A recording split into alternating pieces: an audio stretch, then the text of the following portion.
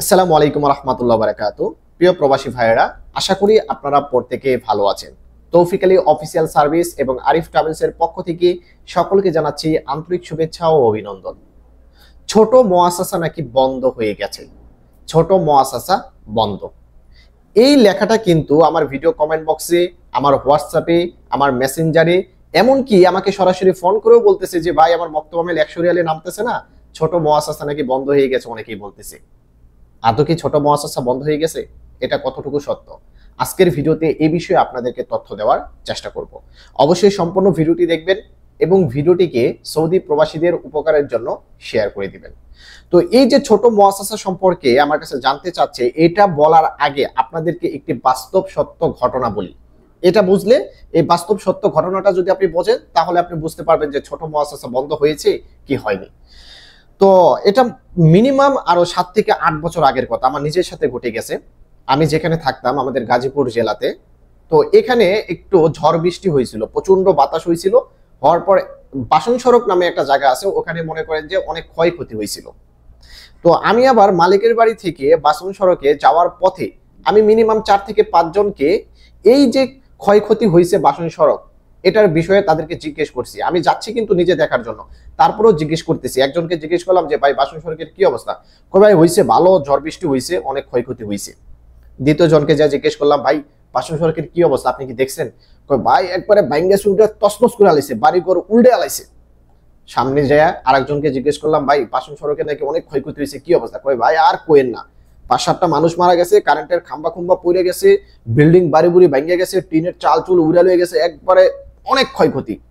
ভাই এমন ভাবে বলছে, আমি তো পুরো আতঙ্ক সৃষ্টি হয়ে গেছে আমার ভিতরে। হাই হাই, এই ঝড় বৃষ্টিতে এত ক্ষয়ক্ষতি হয়ে গেছে।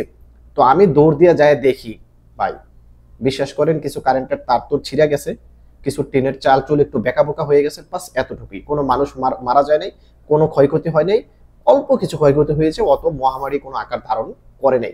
কিন্তু তাদের কথাতে এমন গুজব তৈরি হয়েছে, আমি কিন্তু পুরাই ভয় পেয়ে গেছি।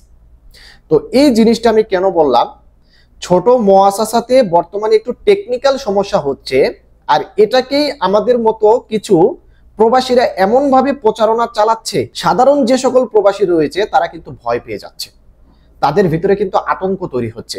আসলে কিন্তু ছোট মুআসাসা বন্ধ হয়নি।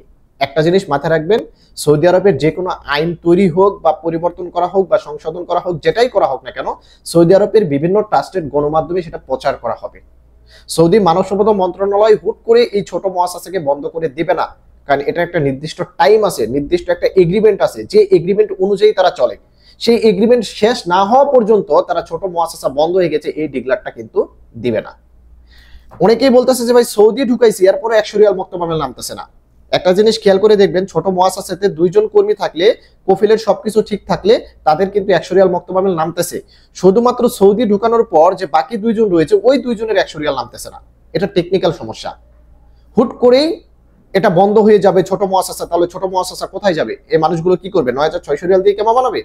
কখনোই না, কারণ এটা নির্দিষ্ট একটা এগ্রিমেন্ট রয়েছে, এগ্রিমেন্ট শেষ হওয়ার পর নতুন ঘোষণা আসবে, হুট করে বন্ধ হয়ে যাবে না। তাই অনুরোধ করতেছি, যারা এই অপপ্রচারগুলো চালাচ্ছেন, যারা প্রবাসীদের মাঝে আতঙ্ক তৈরি করতেছেন, দয়া করে এগুলো বন্ধ করুন। আর প্রবাসী ভাইদের কাছেও আমি রিকোয়েস্ট করতেছি, হঠাৎ করেই কারো মুখ থেকে কোনো কিছু শুনে জাস্টিফাই না করে আপনারা এটা নিয়ে ভয় পাবেন না বা আতঙ্ক তৈরি করবেন না। ছোট মুআসাসা যদি বন্ধ হয়, সৌদি আরবের বিভিন্ন গণমাধ্যম, সৌদি আরবের বিভিন্ন ট্রাস্টেড ওয়েবসাইট, সেগুলোতে প্রচার করা হবে। বিশেষ করে বাংলাদেশ এম্বাসি, জেদ্দা কনসুলেট, প্রত্যেকটা জায়গাতেই কিন্তু এগুলো প্রচার করা হবে। ছোট মুআসাসা সম্পর্কে কিন্তু আমরা খুবই ভালো একটি মত প্রকাশ করি, আর এটা যদি হঠাৎ করে বন্ধ হয়ে যায়, তাহলে প্রত্যেকটা মাধ্যমেই কিন্তু এটা প্রচারণা চালাবে। যার কারণে ভয় পাবেন না। ছোট মুআসাসার বা এগুলো মুআসাসার একটু টেকনিক্যাল সমস্যা হচ্ছে, কোনো কিছু আপডেট করা হচ্ছে, যার কারণে এই প্রবলেমগুলো দেখা দিচ্ছে।